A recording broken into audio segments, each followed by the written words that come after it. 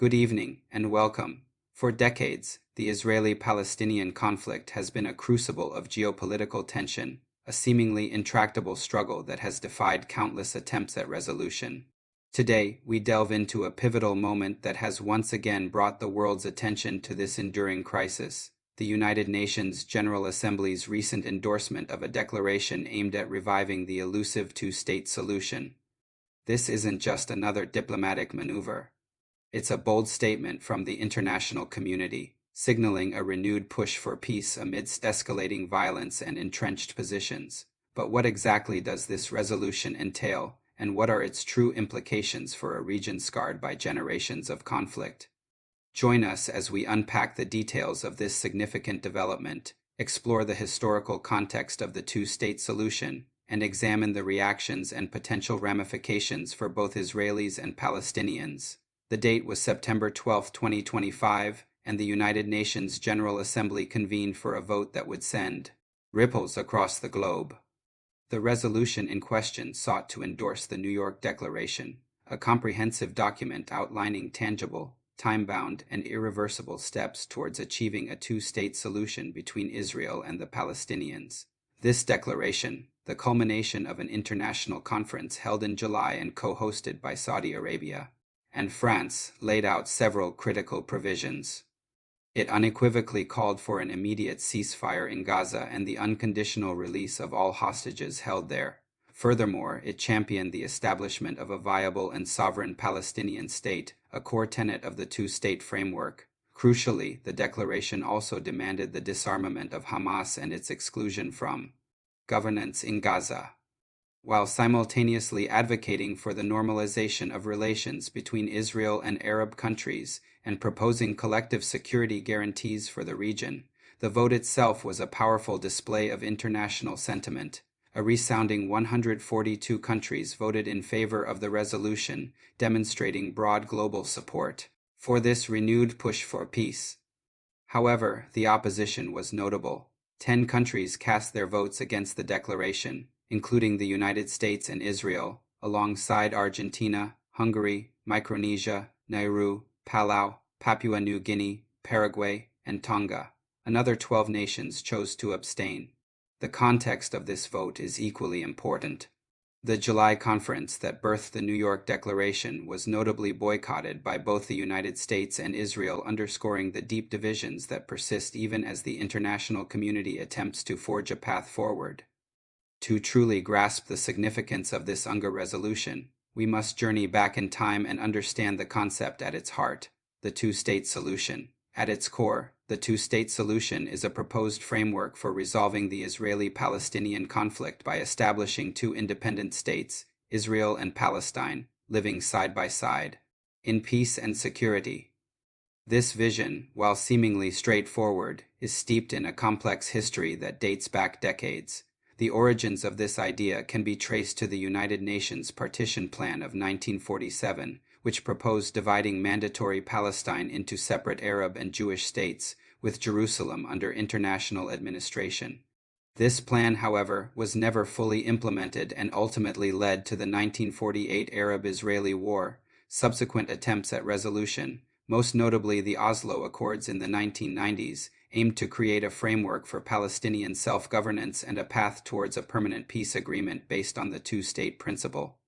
Yet these efforts, too, faltered amidst continued conflict, expanding Israeli settlements, and deep-seated mistrust. For generations, the two-state solution has been the internationally recognized formula for peace, a beacon of hope for a region plagued by violence, despite its consistent endorsement by a majority of the international community. Its implementation has remained elusive.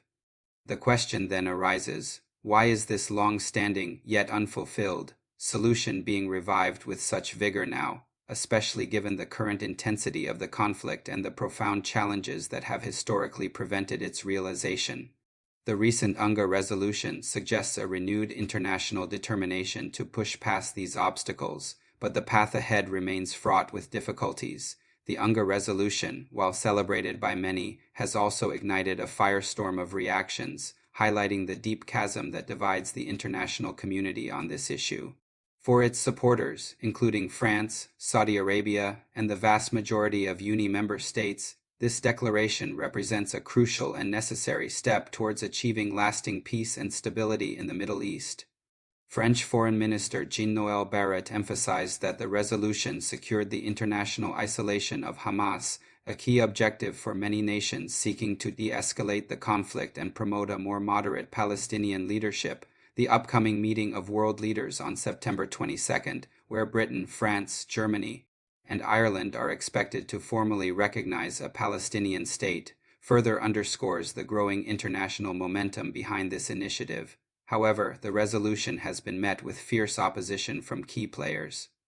The United States, a staunch ally of Israel, vehemently criticized the vote, with U.S. diplomat Morgan Ortagus labeling it yet another misguided and ill-timed publicity stunt that actively undermines serious diplomatic efforts.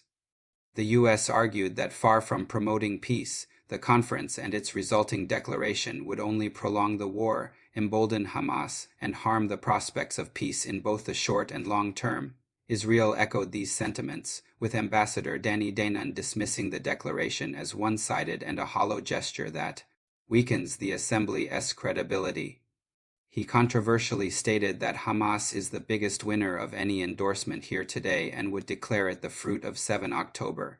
These strong reactions underscore the fundamental disagreements over the approach to peace, the role of Hamas, and the viability of a Palestinian state on the ground. The implications of this resolution are yet to be fully seen. While the UNGA resolution is non-binding, it carries significant political and moral weight. It could potentially increase international pressure on both sides to adhere to the principles of a two-state solution, influence future diplomatic engagements, and perhaps even shift public opinion.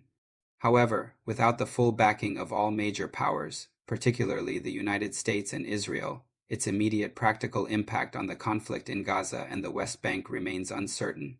The declaration's condemnation of both Hamas's October 7th attacks and Israel's actions against civilians in Gaza reflects a nuanced, albeit controversial, attempt to address the complexities of the conflict. This latest UNGA resolution, while a significant diplomatic event, forces us to confront the intricate layers of the Israel-Palestine conflict and the often paradoxical nature of international diplomacy. The declaration's attempt to balance the condemnation of Hamas's actions with criticism of Israel's conduct in Gaza reflects a delicate tightrope walk.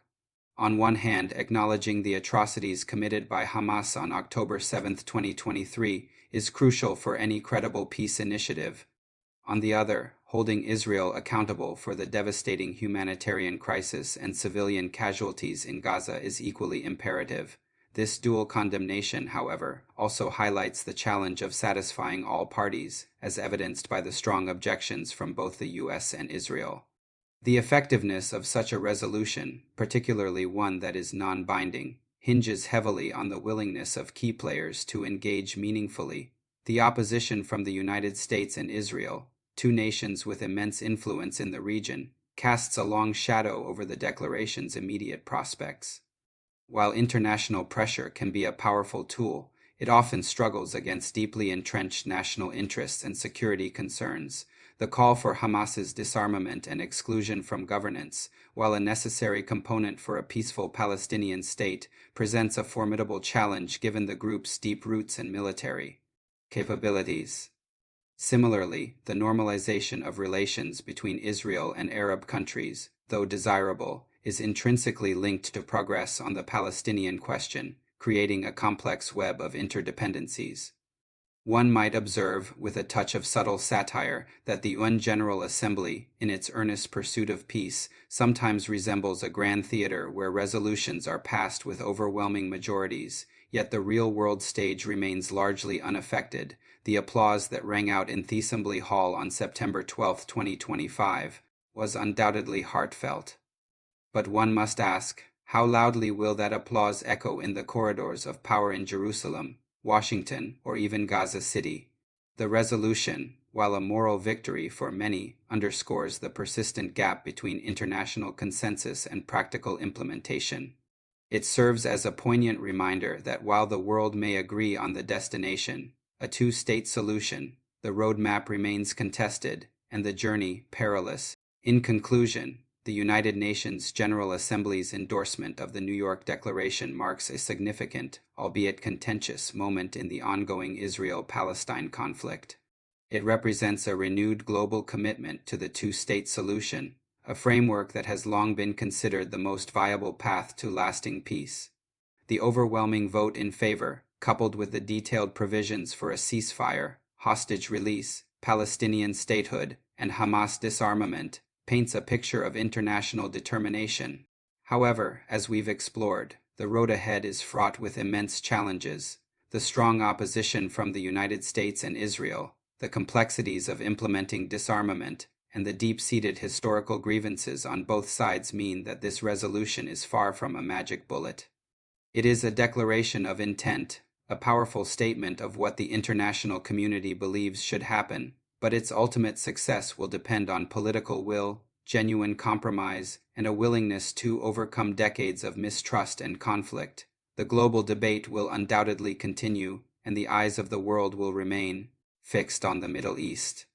Whether this UNGA resolution will indeed usher in a new chapter of peace or merely add another layer to the already complex narrative of the Israel-Palestine conflict remains to be seen. What is clear, however, is that the urgent need for a peaceful resolution has never been more pressing, and the international community, despite its divisions, is once again attempting to steer the course towards a future of two states, living side by side in peace and security.